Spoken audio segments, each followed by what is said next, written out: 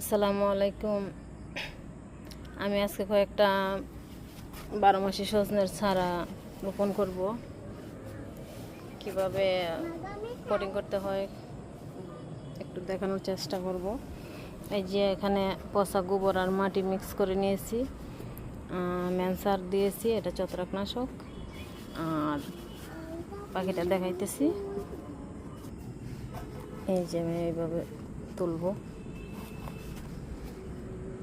মানে কিছু মাটি সহ নিচ থেকে তুলে নিয়ে আসবো। এই যে এইভাবে এখানে দিয়ে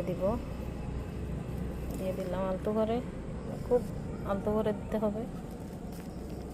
আসলে আমি এক হাতে মোবাইল ধরা,